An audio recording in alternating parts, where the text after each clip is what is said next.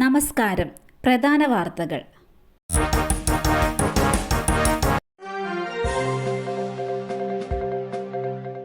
മാധവിപുരി ബുച്ചിന് താൽക്കാലിക ആശ്വാസം. കേസെടുക്കാനുള്ള ഉത്തരവ് 4 ആഴ്ചത്തേക്ക് സ്റ്റേ ചെയ്ത് ബോംബെ ഹൈക്കോടതി.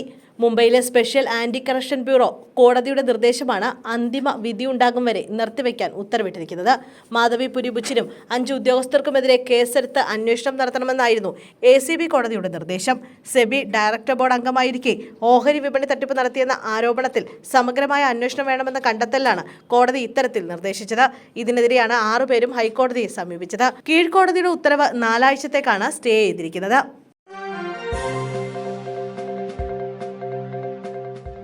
മാന്നാറിൽ പ്രായപൂർത്തിയാകാത്ത പെൺകുട്ടിയെ വീട്ടിലെത്തി പീഡിപ്പിച്ചു. യുവാവ് അറസ്റ്റിൽ. ഫേസ്ബുക്ക് വഴി പരിചയപ്പെട്ട പെൺകുട്ടിയെ പ്രതി വീട്ടിലെത്തി പീഡിപ്പിക്കുകയായിരുന്നു. തിരുവല്ല സ്വദേശി അഭിനവിനെയാണ് പോക്സോ വകുപ്പ് പ്രകാരം മാന്നാർ പോലീസ് അറസ്റ്റ് ചെയ്തത്. പെൺകുട്ടിയുടെ മാതാപിതാക്കൾ പരാതി നൽകിയതിനെ തുടർന്ന് Mannar police inspector Abhilash MC നേതൃത്വത്തിൽ നടത്തിയ അന്വേഷണത്തിലാണ് പ്രതിയെ അറസ്റ്റ് ചെയ്തത്. കോടതിയിൽ ഹാജരാക്കിയ പ്രതിയെ റിമാൻഡ് ചെയ്തു.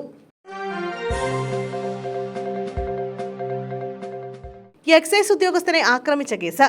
പ്രതിയെ മരിച്ച നിലയിൽ കണ്ടെത്തി. വടക്കൻ പറവൂർ സ്വദേശി രാകേഷ് മേനോനാണ് മരിച്ചത്. പറവൂർ മുനിസിപ്പൽ കവലയിലായിരുന്നു മൃതദേഹം കണ്ടത്. കമിഴ്ന്നു കിടക്കുന്ന രീതിയിലായിരുന്നു മൃതദേഹം ഉണ്ടായിരുന്നത്. വിവരത്തിന്റെ അടിസ്ഥാനത്തിൽ പോലീസ് സ്ഥലത്തെത്തി മൃതദേഹം താലൂക്ക് ആശുപത്രിയിലേക്ക് മാറ്റി. സംഭവത്തിൽ പോലീസ് അന്വേഷണം തുടങ്ങി. എറണാകുളം പുത്തൻവേലിക്കരയിൽ +1 വിദ്യാർത്ഥിയെ തൂങ്ങി മരിച്ച നിലയിൽ കണ്ടെത്തി. 5 വഴി ആലുങ്കപ്പറമ്പിൽ സുധാകരന്റെ മകൻ അമ്പാടിയാണ് മരിച്ചത്. അമ്മയും മകനും ആശുപത്രിയിൽ പോയി മടങ്ങിയെത്തിയപ്പോഴാണ് മൃതദേഹം കണ്ടത്. വീട്ടിലെ മുറിയിൽ തൂങ്ങി മരിച്ച നിലയിലാണ് മൃതദേഹം കണ്ടെത്തിയത്. അമ്പാടിയുടെ അമ്മ അർബുദ രോഗബാധിതയാണ്.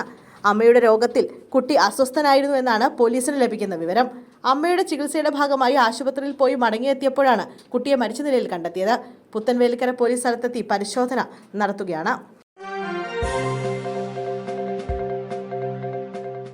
പറയാനുള്ളത് പറഞ്ഞിട്ടേ പോകൂ എന്ന് പ്രതിപക്ഷ നേതാവ്. വിരട്ടൽ വേണ്ടെന്ന സ്പീക്കർ. തർക്കത്തിന് പിന്നാലെ സഭ പിരിഞ്ഞു. സമയത്തെ ചൊല്ലി നിയമസഭയിൽ വീണ്ടും പ്രതിപക്ഷ നേതാവും സ്പീക്കറും തമ്മിൽ വാക്പോര്. പ്രതിപക്ഷം നടുത്തളത്തിലിറങ്ങി പ്രതിഷേധിച്ചതോടെ സഭാ നടപടികൾ സ്പീക്കർ വേഗത്തിൽ പൂർത്തിയാക്കി.